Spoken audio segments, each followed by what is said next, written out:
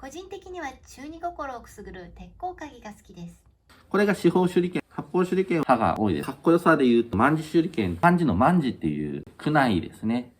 鍵縄って言うんですけど、お城に忍び込むときに、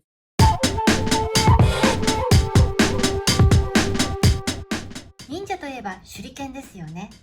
忍者が手裏剣の修行を積む目的は、手裏剣だけではなく、どんなものでも手近にあるものを投げて敵を倒すことが目的です。元は怪しまれないための農具として利用された手裏剣。任務の達成を目的とする合理的な考え方から生み出された忍具を探っていきます。忍者の忍具として一番皆さんがもう本当に興味津々なのは、手裏剣とかそういったものだと思うんですけれども、一般的な手裏剣っていうのはもうこの十字になってる手裏剣ですね。で、他にも、皆さん、忍たま乱太郎っていうアニメを知ってると思いますけど、忍たま乱太郎の中にも実はこの手裏剣を歌ってる歌があって、それが、実際にちゃんとあって、先ほど見せた十里手裏剣、これが四方手裏剣のものになります。もしくは、綺麗に角張ってるようなものも中にはあります。面が4つあるものが基本的に四方手裏剣って言います。で、六方手裏剣っていうのが、同じく刃が6個ついてる手裏剣ですね。1、2、3、4、5、6個ついてる。これは六方手裏剣。これも同じように刃の数が6個あるものを指します。形はいろんなものがこれもあります。で、次に八方手裏剣。八方手裏剣はもう本当に刃が多いですね。8枚。今押さえてるところから数えて、1、2、3、4、5、6、7、8枚。この八方手裏剣も非常に尖ったものから、このようにちょっといびつな形をしているものだったり、そういったものがあります。あとは、そうですね、皆さんかっこよさで言うと、この万字手裏剣っていう、漢字の万字っていう字に、形が似てるのでそう呼ばれることもありますが、非常に尖った完璧な卍型をしているものもあります。で、実際にこの卍手裏剣っていうのはもう本当に、忍者が一番活躍してた時代よりももう本当に後の方になって出てきた手裏剣になってきます。で、特にこれが手裏剣の主流みたいな形になったのは昭和ぐらいに、忍者の活動映画で撮られた時に、こういう手裏剣が、かっこいいんじゃないかということで出てきた手裏剣っていうふうにも言われてるんですけれども、そこはちょっとはっきりとはまだしてないんですね。卍手裏剣っていうのは実際に、もっと尖った手裏剣があったっていう感じですね。これが代表的なものです。で、それ以外に、例えばちょっと形は小さいんですけれども、こういう区内ですね。基本的に区内っていうのは、持ち方もいろいろあるんですけど、基本的に相手の攻撃を、刀とかの攻撃を受け止めたりとかするものに使ったりだとか、これで、壁に穴を開けて、そこから物を覗いたりする道具だったり、土を掘ったりして、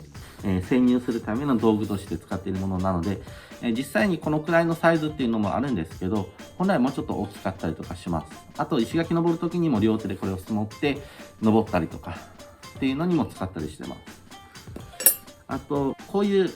よく今アニメではこういう種類のが多いですけど、基本的にこういう区内っていうのはもうあんまりないです、正直言って。この形っていうのはもう本当に、ナルトとかで出てきてる区内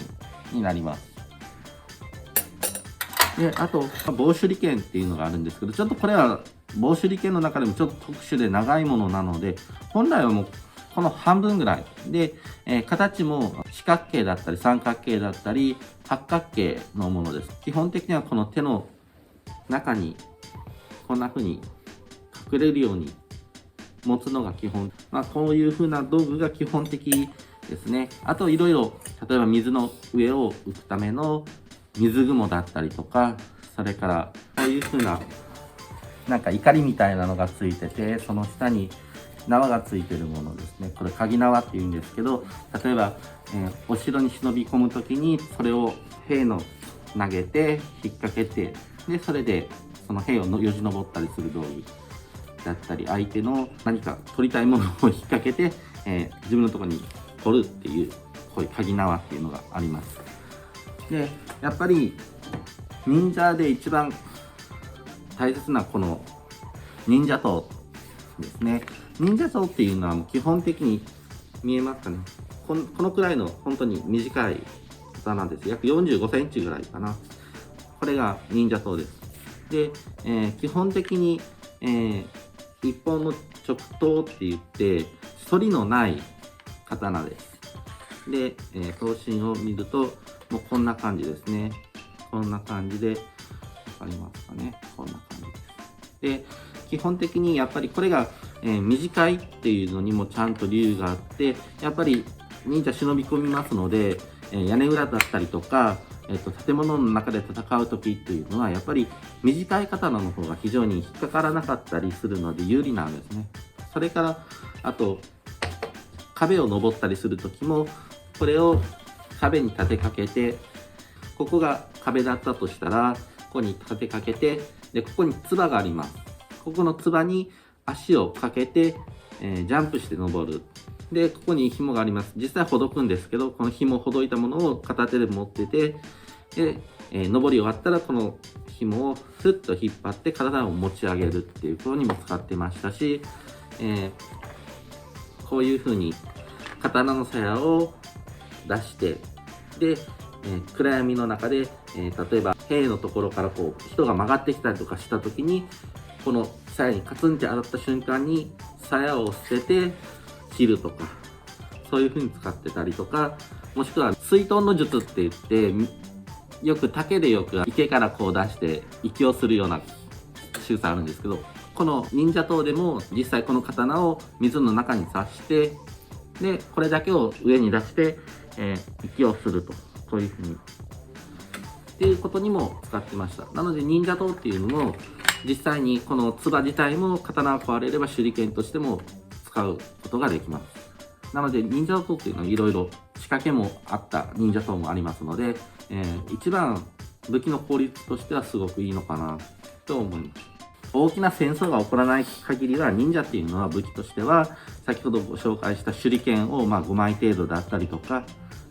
他に忍具としては先の宮内だったりとか、あと五色米とかっていってお米に色を5色つけて忍者同士でしか情報のやり取りがわからないようなものだったり、そういったものを持ち歩いてるので、基本的にはこういう刀とか通常は持ってないですね。はい。ご紹介した忍具は様々な種類がありますが、実際の忍者が全ての忍具を使えたわけではありません。敵地の状況や地理に応じて時と場所によって忍具を使い分けていました。さらに優秀な忍者はたった一つの忍具だけで様々なものに役立てることができました。目的を遂行する上で忍者が置かれる状況は一瞬の判断が必要とされます。そんな過酷な状況の中で時と場合に合わせ臨機応変に対応することが忍者には必要とされたのです。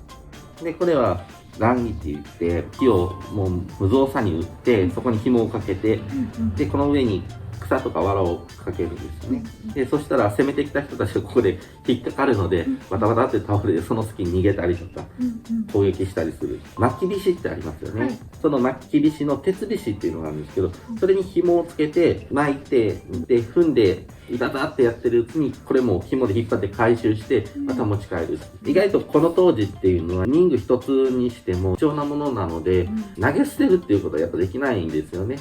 なのでちゃんとこういう風に紐をつけて回収するっていうことができるようにしてた忍具です。でこれは万力って言って指にはめる、指サックみたいなやつの指バージョンですね。とあとの関東って言ってこの中に、丸い輪っかが4つついてて360度動くんですけど、その中にろうそくを入れて中は全部黒く塗ってあります。